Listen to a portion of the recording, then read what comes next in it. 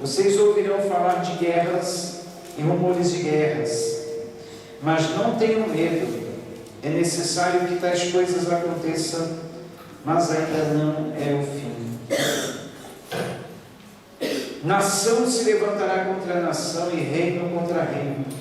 Haverá fomes e terremotos em vários lugares. Tudo isso será o início das dores. Então eles os entregarão para serem perseguidos e condenados à morte. E vocês serão odiados por todas as nações por minha causa. Naquele tempo muitos ficarão escandalizados, trairão e odiarão uns aos outros. E numerosos falsos profetas surgirão e enganarão a muitos. Devido ao aumento da maldade, o amor de muitos esfriará. Mas aquele que perseverar até o fim será salvo. E este evangelho do reino será pregado em todo o mundo, como testemunho a todas as nações, e então virá o fim. Assim, quando vocês virem o sacrilégio terrível, do qual falou o profeta Daniel no lugar santo, quem lê entenda. Então, os que estiverem na Judéia fujam para os montes. Quem estiver no telhado de sua casa não desça para tirar dela coisa alguma. Quem estiver no campo não volte para pegar seu manto. Como serão terríveis aqueles dias para as grávidas e para as que estiverem amamentando.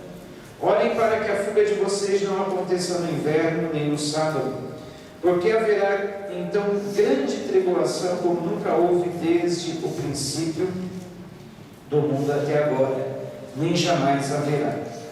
Se aqueles dias não fossem abreviados, ninguém sobreviveria, mas por causa dos eleitos, aqueles dias serão abreviados. Se então alguém lhes disser: vejam, aqui está o Cristo, ou ali está ele, não acreditem, pois aparecerão falsos cristos e falsos profetas, que realizarão grandes sinais e maravilhas, para, se possível, enganar até os eleitos.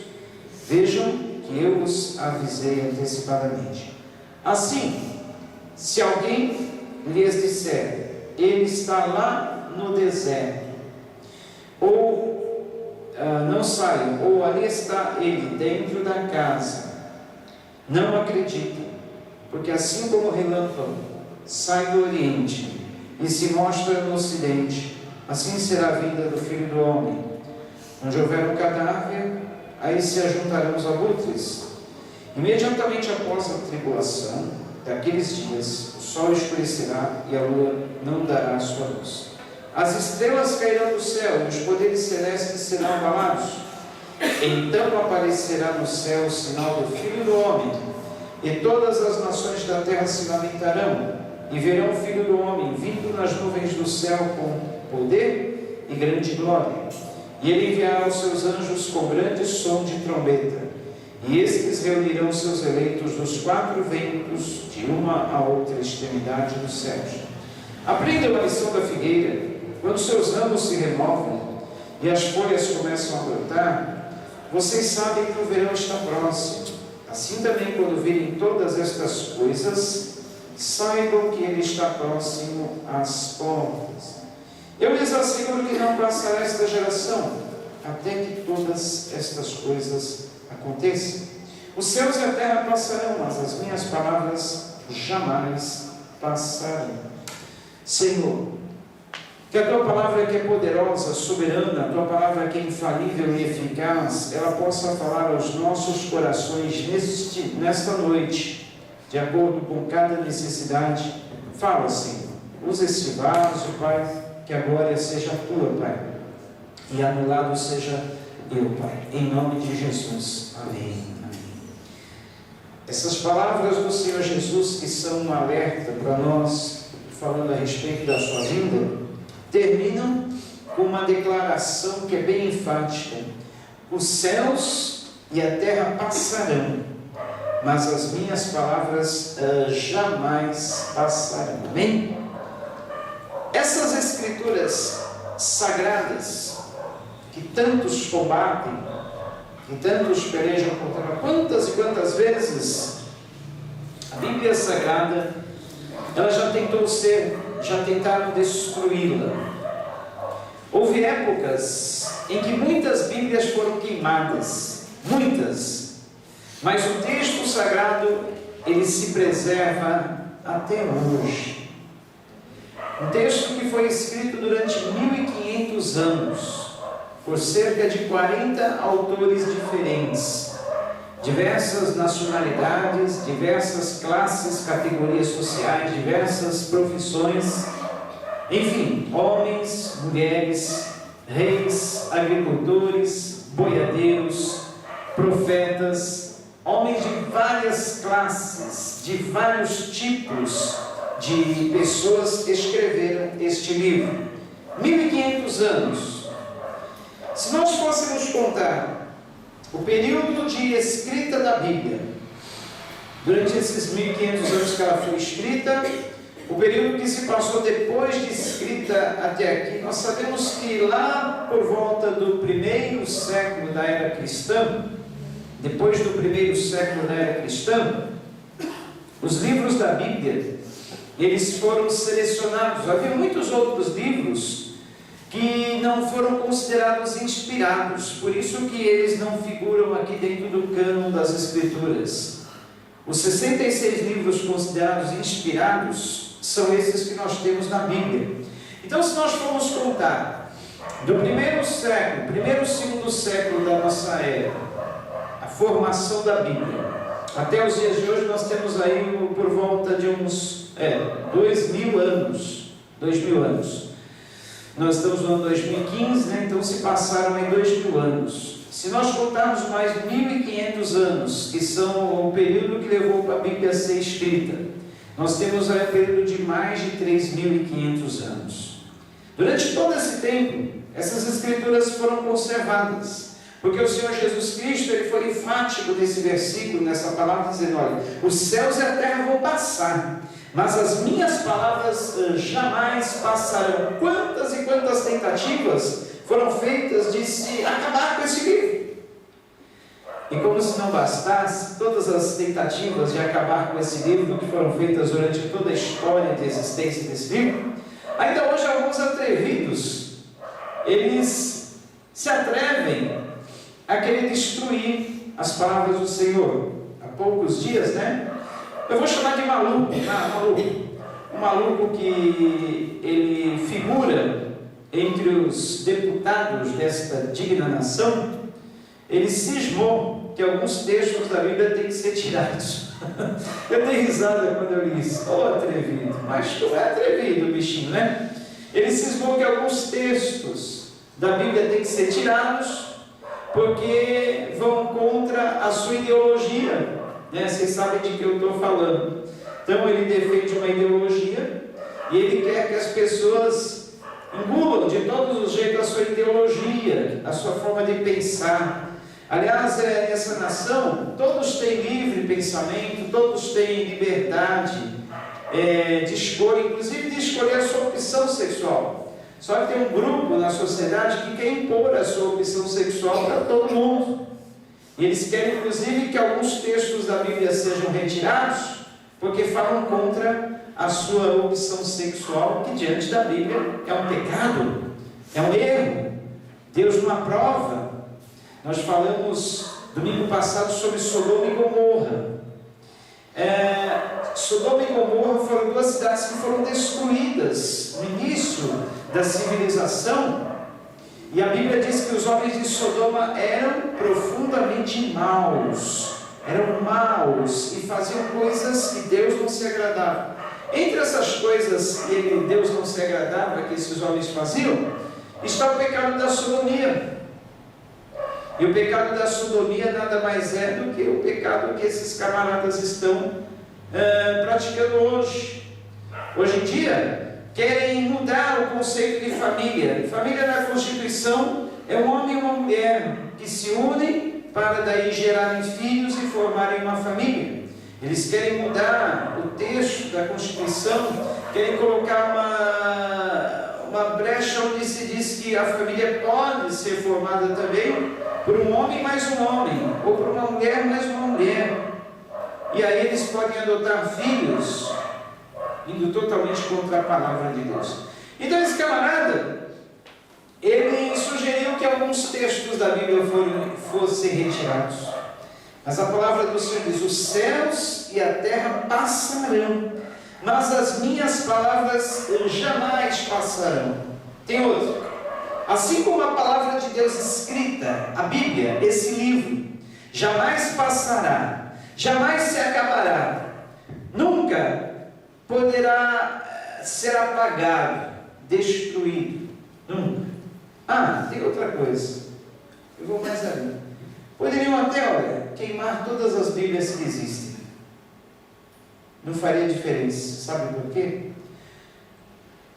Reunindo todas as citações em tantos livros, em vários e vários livros, vários escritores já escreveram, citando as palavras da Bíblia, dava para formar outra Bíblia, dava para reunir as palavras que estão citadas em milhares de outros livros. Entende o que eu estou dizendo? Por exemplo, vamos supor que hoje queimasse todas as Bíblias, não sobrasse nenhuma, e agora? Ficamos sem Bíblia? Não. Fulano de tal escreveu um livro, citou tal texto da Bíblia. Fulano de tal escreveu outro livro, citou tal texto da Bíblia. Cicrano escreveu um livro, escreveu tal texto da Bíblia. Outro escreveu um livro, citou tal texto. Se reunir todos esses textos de citações de autores diferentes, dá para reunir os versículos todinhos da Bíblia. Está sacramentada a palavra de Deus, não tem como mais ser retirada desse mundo. E assim como a palavra escrita jamais passa, jamais acaba, ninguém consegue destruir, as promessas do Senhor, as palavras que Ele falou também jamais passarão, ou seja, elas se cumprirão, todas as palavras desse livro se cumprirão. E quando Jesus Cristo diz: eu voltarei, Ele voltará. Ele voltará. Sabe por que eu acredito na volta do Senhor Jesus? Só porque esse livro está dizendo, só porque essas palavras estão registradas aqui, só por isso, só por isso. Esse livro é digno de crédito, esse livro é digno de todo crédito. Sabe por quê? Nenhuma das palavras desse livro caiu até hoje, todas permanecem. Vou te dizer uma coisa, sabe o Antigo Testamento? Esses livros que vão de Gênesis até Malaquias, eles contêm mais de 3.500 profecias falando sobre um homem que viria, faria milagres, teria as características que ele teve, viveria como ele viveu, todinha a sua vida. Os livros de Gênesis a Malaquias profetizam os detalhes da vida desse homem, dizendo que ele viria. E no livro de Mateus nós temos o cumprimento dessas profecias que estão de Gênesis a Malaquias, mais de 3.500, falando: olha, esse homem virá ao mundo, ele nascerá de tal forma, ele viverá de tal forma, ele morrerá de tal forma, vai acontecer isso depois da sua morte. Quem, por mais sábio que fosse, vamos supor que a Bíblia não fosse escrita, inspirada por Deus, quem teria a capacidade de escrever um livro? Vamos por hoje, vou escrever um livro, vou chamá-lo de Bíblia. Esse livro vai conter dentro dele 66 livros. Vou reunir esses 66 livros. Eu vou profetizar que daqui a 1500 anos vai nascer um homem lá em Belém da Judéia. Esse homem vai nascer de uma mulher virgem. Esse homem, ele vai nascer numa estrebaria no meio dos animais. Eu vou profetizar nesse livro que este homem vai ter uma infância pobre, vai ser filho de um carpinteiro. Eu vou profetizar aqui que aos 12 anos ele já vai ser um menino muito sábio, vai estar falando no meio de doutores. Vou profetizar aqui, vou escrever que aos 30 anos ele começará uma série de milagres. Vou profetizar que o ministério, a vida dele trabalhando nesse ministério vai durar exatamente 3 anos. Nesses 3 anos ele vai ser perseguido, vai ser finalmente condenado, morto numa cruz, vai ressuscitar. Aí eu falei mais ou menos uns 15 detalhes da vida de um homem. Tá, escrevo no livro, publico. Agora vamos esperar. Aí passam-se 1.500 anos. Só desse livro ter se conservado já é uma coisa sobrenatural. Aí está 1.500 anos depois, pá, nasce lá em Jerusalém um homem com as características que foram escritas nesse livro. Olha, passa-se os anos e a vida dele é exatamente o que esse livro falou. Passam-se 33 anos, ele finalmente morre numa cruz, ressuscita. Quem escreveu esse livro há 1.500 anos atrás profetizando isso? O tal cara lá, 1.500 anos atrás, não acredito. Esse livro não foi escrito por nenhum homem, só pode ser escrito por Deus. Deus inspirou algum homem para escrever esse livro. Está vendo como é impossível, gente, eu fazer uma Bíblia? É impossível. Vocês entenderam o meu raciocínio? Mesmo que alguém quisesse forjar, escrever uma Bíblia, com todas essas... Eu falei só os 15 detalhes da vida de Jesus, do seu nascimento, da sua infância, da sua morte. Agora imagine 3.500 detalhes da vida de Jesus.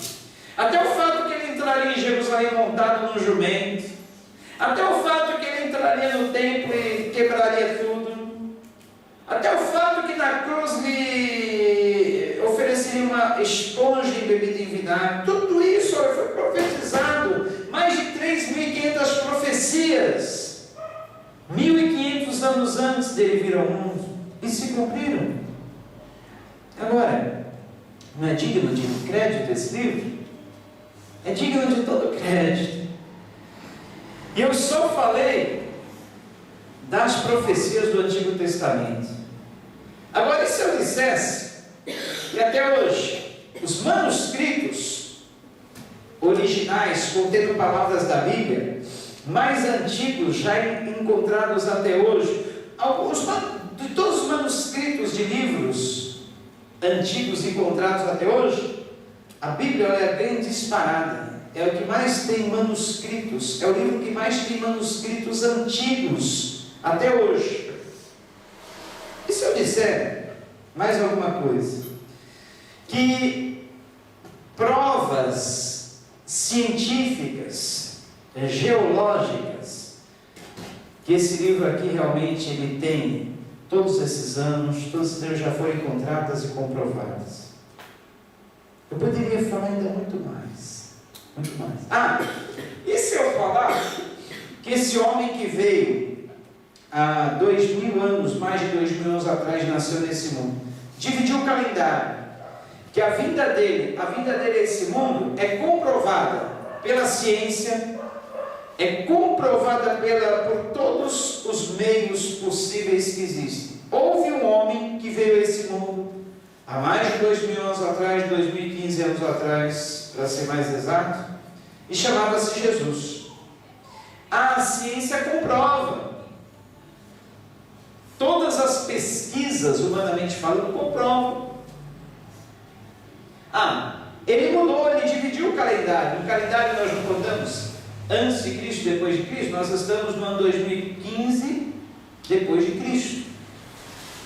Então não tem como, primeiro fato que não tem como negar, que a Bíblia é verdadeira, não tem como negar, correto? Segundo fato, Jesus realmente veio a esse mundo. Tem como negar? Não tem. Até o ateu, ele não pode negar que houve um homem que nasceu nesse mundo há 2.015 anos atrás, chamado Jesus. Não tem como negar. Ele tem que engolir. Fala, não, realmente houve um homem chamado Jesus. Ele dividiu o calendário. Agora, queridos, entra a parte mais importante. Se a Bíblia é verdadeira, se Jesus Cristo veio a esse mundo, cabe a mim o quê? Acreditar que Ele é o Filho de Deus. Só pelo fato de Ele ter dito as palavras que Ele disse, já não resta mais dúvida. poderíamos comprovar que realmente Jesus é o Filho de Deus só pelo aquilo que ele falou. Mas além de ele ter falado, ele é o único que morreu, ressuscitou e vive até hoje. E viverá eternamente.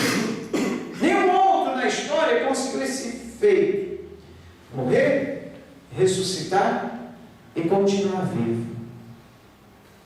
Tem mais. A ressurreição de Cristo, ela foi comprovada por muitas testemunhas. Ele foi visto por mais de 500 irmãos, num período de 40 dias. E aí?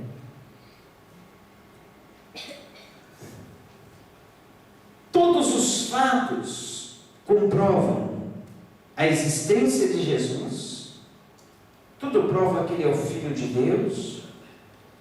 E sendo ele Filho de Deus, que veio a esse mundo e disse essas palavras, cabe a mim você crer que as palavras dele são verdadeiras. Porque ele disse: passarão os céus e a terra, mas as minhas palavras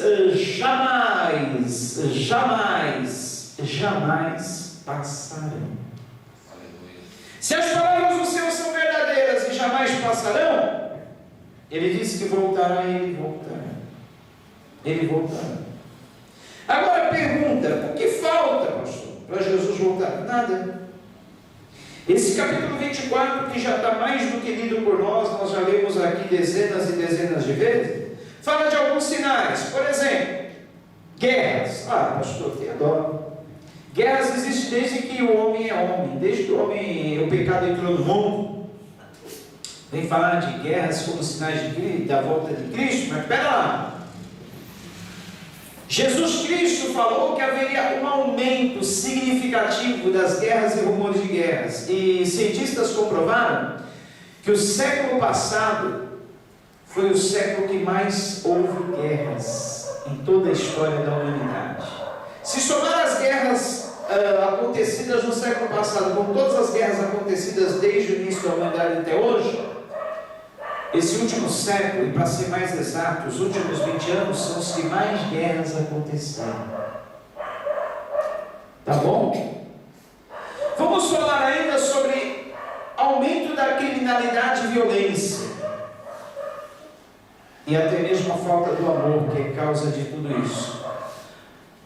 O mundo sempre foi violento, sempre. Mas nas últimas décadas, a violência aumentou desproporcionalmente. Ninguém nega isso. Precisa falar? Nós estamos vendo a violência aumentando a cada dia, bem aqui perto de nós. Poderíamos falar sobre a fome. Pastor, mas fome sempre existiu e sempre vai existir. Mas não numa proporção tão grande quanto nesses dias atuais. Fomes, guerras, violência. E os terremotos? Terremoto nem se fala. Também as últimas décadas foram as que mais registraram-se terremotos em todo o mundo, mais do que em todas as épocas, mais do que em todas as eras, mais do que em todos os tempos. Os terremotos. O que mais nós poderíamos falar? Guerras, rumores de guerras, fomes, terremotos, pestilências. A cada dia se descobre um novo tipo de pestilência. Mal se combate um, aparece outro tipo. E aí vai se multiplicando. Doenças. A ciência descobre novas doenças todos os dias. A coisa está feia, hein? Guerras, fomes, violência, terremoto, pestilências, doenças, que mais? O amor se esfriando a cada dia. Onde vamos parar? Na volta do Senhor Jesus Cristo. Eu disse, queridos, na mensagem do domingo passado, que Sodoma e Gomorra foram destruídas somente porque ali não havia 10 justos que clamassem ao Senhor, intercedessem para aquela cidade. Lembram que Abraão começou a negociar com Deus? Olha, Deus, tu vai destruir Sodoma e Gomorra, certo? Certo. Mas e se lá tiverem 50 justos? O Senhor vai destruir essas cidades por amor a 50 justos? Não, Abraão, não destruirei. Mas Abraão viu que não tinha 50 justos, porque Deus falou que ia destruir. Ele pensou, e se tiver 45? Deus, se tiver 45 justos ali, tudo destrói a cidade? Não. Aí Abraão, como é inteligente, já concluiu, então não tem 45 justos. E se tiverem 40, Senhor, destruirás? Não. E se tiverem pelo menos 30? E aí foi baixando, 30, 20, caiu no 10. E se tiverem 10 justos em Sodoma e Gomorra, Senhor, tu destruirás? Não, Abraão. Daí, Abraão, calma. Não tinha 10 justos sequer em Sodoma e Gomorra. Por isso, Deus destruiu. Agora, trazendo para o mundo atual, por que Deus não destruiu ainda esse mundo, se está pior do que Sodoma e Gomorra? Porque com certeza existem mais do que 10 justos. Existe uma parte da população desse mundo que intercede a Deus por esse mundo. Existe uma parte da população desse mundo que serve a Deus, que ora a Deus, que adora a Deus. E no meio deles estamos nós. Por isso que Deus nos estourar esse mundo, se está pior do que Sodoma e Gomorra. Agora tem uma coisa. Acontecerá daqui não muito tempo, pode ser hoje, pode ser amanhã, pode ser no fim do mês, pode ser esse ano, o que está escrito na segunda carta que Paulo escreveu aos Tessalonicenses, é para lá que nós vamos, porque eu gosto de falar as coisas provando na Bíblia. Então, na segunda carta que Paulo escreveu, ou melhor, a primeira, vamos primeiro na primeira, capítulo 4, primeiro aos Tessalonicenses, primeira carta de Paulo aos Tessalonicenses, capítulo 4, versículo 13. Olha o que diz. Primeira aos Tessalonicenses 4, 13. Irmãos, não queremos que vocês sejam ignorantes quanto aos que dormem. Os que dormem são os que já morreram, para que não se entristeçam como os outros que não têm esperança. Se cremos que Jesus morreu e ressurgiu, cremos que Deus também trará mediante Jesus, e com Ele, aqueles que nele dormiram. Dizemos a vocês pela palavra do Senhor que nós, os que estivermos vivos, os que ficarmos até a vinda do Senhor, certamente não precederemos os que dormem. Pois dada a ordem, com a voz do arcanjo e o ressoar da trombeta de Deus, o próprio Senhor Jesus descerá dos céus, e os mortos em Cristo ressuscitarão primeiro. Depois nós, os que estivermos vivos, seremos arrebatados com Ele nas nuvens, para o encontro com o Senhor nos ares, e assim estaremos com o Senhor para sempre. Consolem-se uns aos outros com estas palavras. Tremendo, né? Fantástico. Sabe por que eu acredito nisso, queridos? Porque está escrito nesse livro. Só isso, só por isso. E esse livro é digno de toda aceitação. Esse livro é digno de todo crédito. Só por isso. Porque essas palavras estão escritas nesse livro, eu creio que isso vai acontecer. Parece incrível, fantástico, extraordinário, inacreditável. Mas é isso, olha. A palavra do Senhor está dizendo que aqueles que já morreram e morreram com Cristo, salvos, eles estão dormindo, eles estão descansando. Mas vai chegar um dia que Jesus vai dar uma ordem lá de cima para que esses mortos nele ressuscitem. E esses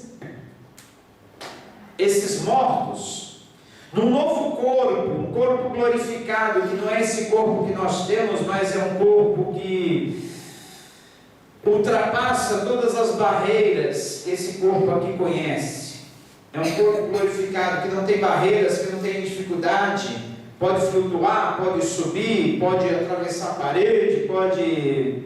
É um corpo, vamos dizer assim, não tenho palavras para dizer, mas seria um corpo que ao mesmo tempo, ele não é nem material, mas ele é um corpo espiritual, vamos dizer assim.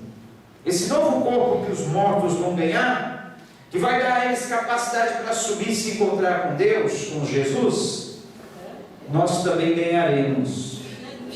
E será num momento, num abrir e piscar de olhos. Os mortos em Cristo ressuscitarão primeiro, e depois nós, os que ficarmos vivos, subiremos, seremos arrebatados. Ou seja, estaremos aqui, de repente, num abrir e piscar de olhos, já não estamos mais aqui, estamos lá no céu. É possível? É assim. É um abrir e piscar de olhos. É um abrir e piscar da boca.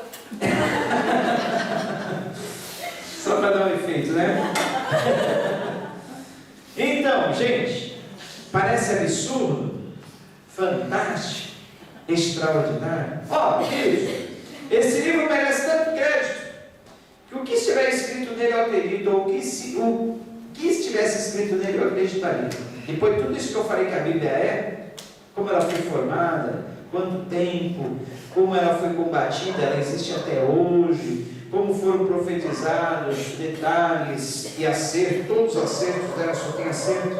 Gente, não há dúvida, eu creio, tudo que está escrito aqui. E se essa palavra está dizendo que essas coisas vão acontecer, é porque vão acontecer.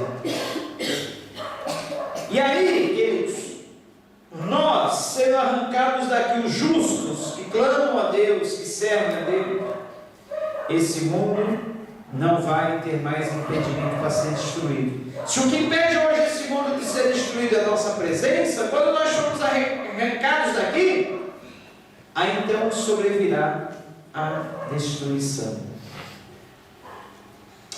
Pastor, para a gente finalizar, agora o senhor falou tudo isso, disse a respeito da Bíblia, que ela é verdadeira, não resta dúvida. Falou dos sinais que já aconteceram, estão acontecendo, que mostram que Cristo está voltando. Muito bem. Falou da promessa que Cristo voltará. Falou aí do da ressurreição dos que morreram com Cristo. Falou do arrebatamento dos que estiverem em Cristo.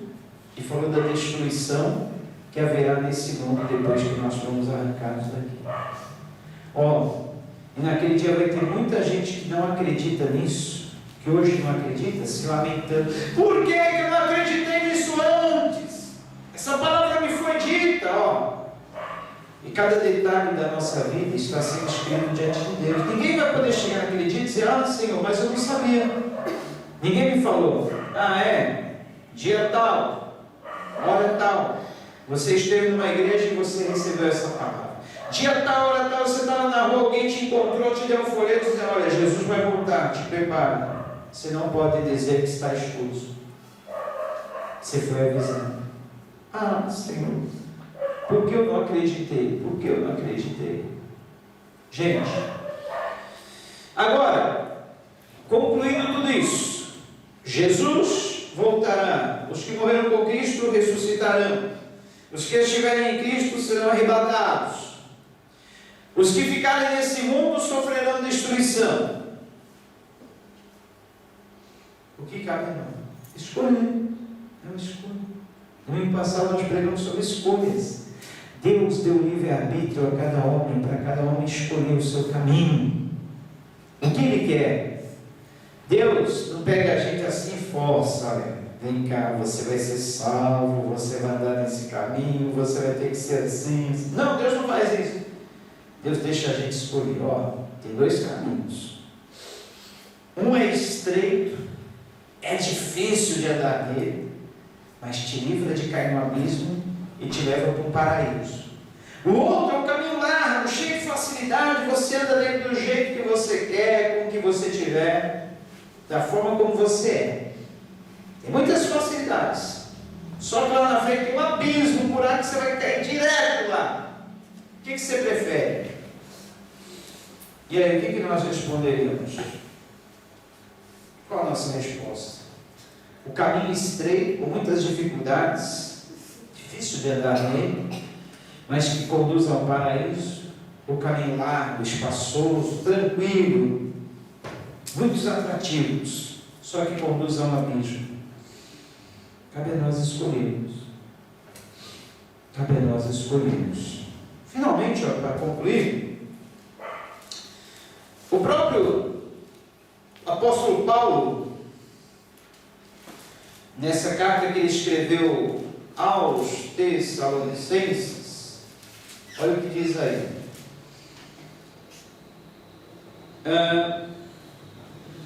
Capítulo 5, nós vemos o capítulo 4, agora vamos ver o capítulo 5. As recomendações que Paulo nos dá, já que nós estamos alertados com relação aos tempos. O apóstolo Paulo nos dá o seguinte recado: irmãos, quanto ao tempo e épocas, não precisamos escrever-lhes. 1 Tessalonicenses 5, dá para projetar em 5. Capítulo 5 de 1 Tessalonicenses. Irmãos, quanto aos tempos e épocas, não precisamos escrever-lhes, pois vocês mesmos sabem perfeitamente que o dia do Senhor virá como um ladrão à noite. 1 aos Tessalonicenses 5. Virá como um ladrão à noite. Quando disserem paz e segurança, a destruição virá sobre eles de repente, como as dores de parto a mulher grávida, e de modo nenhum escaparão. O que o apóstolo Paulo está dizendo assim? Dia do Senhor, essa volta de Jesus que está prevista aqui, profetizada, prometida, vai vir de repente, igual um ladrão, vem de noite, quando ninguém está esperando. Vem como as dores de uma mulher que está grávida, a dor de parto vem de repente. Então assim virá Jesus. Agora, vem num tempo que todo mundo vai estar dizendo a paz e segurança. Mas vocês, irmãos, não estão nas trevas, para que esse dia os surpreenda como ladrão. Vocês todos são filhos da luz, filhos do dia, não somos da noite nem das trevas. Portanto, não durmamos como os demais, mas estejamos atentos e sejamos sóbrios. Pois os que dormem, dormem de noite, e os que se embriagam, embriagam-se de noite. Nós, porém, que somos do dia, sejamos sóbrios, vestindo a couraça da fé e do amor, e o capacete da esperança da salvação, porque Deus não nos destinou para a ira, mas para recebermos a salvação por meio de nosso Senhor Jesus Cristo. Ele morreu por nós, para que quer estejamos acordados, quer dormindo, vivamos unidos a Ele. Por isso exortem-se e edifiquem-se uns aos outros, como de fato vocês estão fazendo. A recomendação do apóstolo Paulo é pura e simples. Jesus morreu por nós, para que vivamos unidos a Ele. Jesus morreu por nós para que nós vivamos unidos a Ele. Vamos repetir juntos comigo? Jesus morreu por mim para que eu viva unido a Ele. Como é que eu posso viver unido a Jesus? Como é que eu posso viver unido a Jesus? Como que eu posso viver unido a Jesus?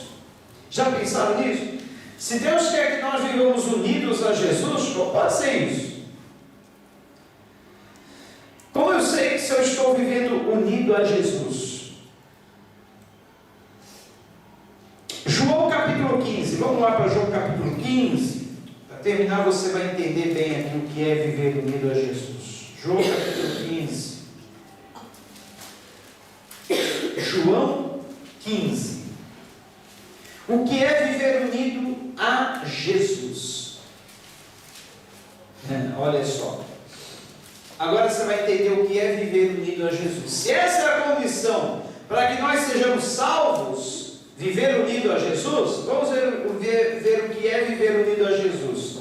João 15 diz assim, olha: eu, Jesus falando, sou a videira verdadeira, e meu Pai é o agricultor. Todo ramo que estando em mim não dá fruto, ele corta, e tudo que dá fruto ele poda, para que dê mais fruto ainda. Vocês já estão limpos pela palavra que eu lhes tenho dito. Permaneçam em mim, versículo 4, e eu permanecerei em vocês. Nenhum ramo pode dar fruto por si mesmo, se não permanecer na videira. Vocês também não podem dar fruto, se não permanecerem em mim.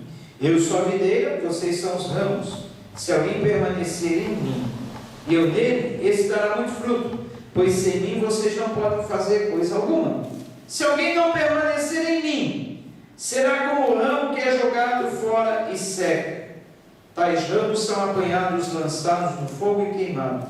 Se vocês permanecerem em mim, e as minhas palavras permanecerem em vocês, pedirão o que quiserem e lhes será concedido. Meu Pai é glorificado pelo fato de vocês darem muito fruto, e assim serão meus discípulos. Aqui está a chave. O que é viver unido em Cristo, com Cristo? Quando nós decidimos viver unidos a Cristo, sabe a primeira coisa que nós fazemos?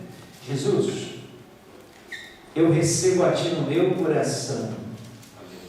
Eu recebo a Ti no meu coração. Quero que Tu entre no meu coração. Mas como pode isso? Jesus vai descer lá do céu e ele entra na pessoa e fica lá dentro do coração da pessoa? Como que é isso? Receber Jesus no coração? A chave está aqui, gente. Se vocês permanecerem em mim, e as minhas palavras permanecerem em vós, pedirão o que quiserem, vocês serão meus discípulos e darão muitos frutos. Sabe o que é receber Jesus no coração? É deixar que a palavra dele permaneça dentro de você, na sua vida. E essa palavra, através dessa palavra, você venha gerar frutos na sua vida. Se as palavras do Senhor estiverem em você, Jesus está em você. Mas como eu sei que as palavras de Jesus estão em mim? Pelos frutos. Que fruto tua vida está produzindo? Como assim, pastor? Frutos? Fruto, Gálatas capítulo 5, versículo 22 em diante. Gálatas 5, 22 mas o fruto do Espírito é amor, paz, alegria, longanimidade, benignidade, bondade, mansidão, fé, temperança, domínio próprio. Se você tiver essas qualidades na tua vida, amor, alegria, paz, longanimidade, ou seja, perseverança, longo ânimo, bondade, benignidade, fé, temperança, domínio próprio, você tem o fruto do Espírito, ou seja, as palavras de Cristo estão em você. Aleluia. Então Cristo está em você, e você está salvo. Muito bem, se as palavras de Cristo estão na minha vida, há uma mudança na minha vida. Se antes eu era uma pessoa do mal, já não sou mais do mal. Se antes eu era uma pessoa da guerra, agora eu sou do amor, eu sou da paz. Se antes eu vivia triste, abatido, sempre para baixo, decaído, sem fé, sem esperança, agora não. Jesus está em mim, as palavras dele estão em mim. Eu ando com ânimo, eu ando com força, eu ando com alegria, eu vou vencer, por mais difícil que seja a situação, vou vencer. Olha a diferença, uma pessoa que tem as palavras de Jesus nela, ou seja, tem Jesus nela, e uma pessoa que não tem. Entenderam o que é ter Jesus? Não é ser de boca, andar com uma camisa escrita eu tenho Jesus, andar com adesivo no carro, eu tenho Jesus, eu sou de Cristo. O que Jesus quer saber? Essas palavras dele estão em você. E você está ligado nele através das palavras. Estar ligado nele é você obedecer a ele. Ó, estou ligado. Estou ligado, Jesus. O que é para mim fazer? Assim, assim? Beleza. Estou contigo. Jesus quer saber se você está com ele, permanecendo nele através da sua obediência. Não é por palavras, não é da boca para fora, não é ter uma aparência de cristão, né? Cortar o cabelinho, botar um terninho, a mulher deixar o cabelão lá embaixo, o vestido lá no pé. Eu tenho Jesus, da Bíblia bem assim, grandona, né? No peito eu tenho Jesus. Deus não quer saber disso aí, aparência. Aliás, Jesus detesta esse negócio de aparência. Ele amaldiçoou uma figueira, mandou uma figueira secar só por causa da aparência, que a figueira tinha aparência de quem tinha fruto e não tinha fruto nenhum. Jesus quer saber realmente se a palavra dele está na nossa vida, se estamos produzindo frutos. Ó, se houve uma mudança na tua vida, depois de algum dia que você ouviu a mensagem do Evangelho, e essa mudança fez com que frutos produzissem na sua vida, você está em Cristo, e Cristo está em você. Tem alguma dúvida? Contra frutos não há argumento. Você pode arrancar uma maçã da árvore e dizer essa macieira é falsa. Você pode arrancar um fruto dela, comer o fruto dela e falar que ela é falsa? Existe imitação de árvore frutífera. Você pode imitar um fruto, fazer um fruto de cera, de plástico, é uma imitação. Mas você pode ir numa árvore, arrancar um fruto, comer um fruto e dizer que aquela árvore é falsa? Não tem como, né? Alguém até hoje já conseguiu falsificar uma árvore? Ninguém, você já viu falsificar uma árvore que produza fruto? Nenhum homem tem essa capacidade. Então, contra frutos não há argumento. Querido, se você, depois que você ouviu uma palavra de Deus, produziu frutos, mudança na sua vida, você passou a ter amor, alegria, paz, longanimidade, benignidade, bondade, fidelidade, mansidão, temperança, domínio próprio. Se você passou a demonstrar essas coisas na sua vida, houve uma mudança, ou seja, as palavras de Jesus entraram no teu coração, ou seja, Jesus está dentro do seu coração, porque as palavras dele estão no seu coração, e se você está nele, porque você está andando conforme ele quer, você está salvo, querido, você está salvo, porque não há, contra isso não há argumento, não há argumento contra isso, não há como provar o contrário, é um fato que não tem como você provar contra, argumentar contra. Então isto, o que é estar em Jesus, unido a Jesus, como Paulo ele falou na carta aos Tessalonicenses. Vamos voltar lá? Se essa é a condição de estarmos salvos. Primeiro aos Tessalonicenses, projeta aí se puder para nós, capítulo 5, primeira carta aos Tessalonicenses, capítulo 5, ó. 10. Primeiro aos Tessalonicenses 5, 10. Ele morreu por nós, para que quer vigiemos, quer dormamos, vivamos juntamente com Ele. Essa é a condição para nós sermos salvos.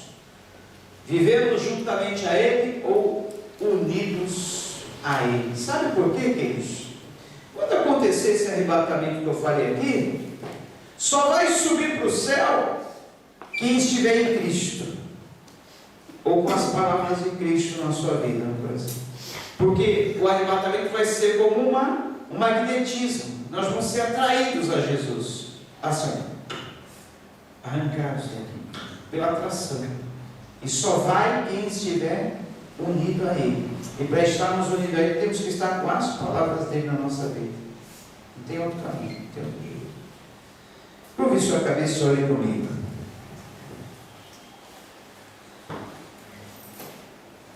Eu quero que numa reflexão,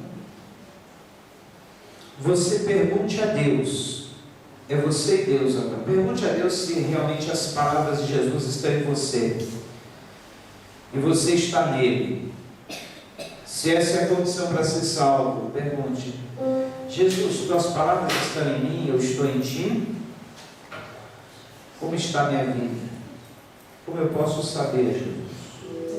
Houve uma mudança no meu coração, na minha vida, no meu jeito de ser?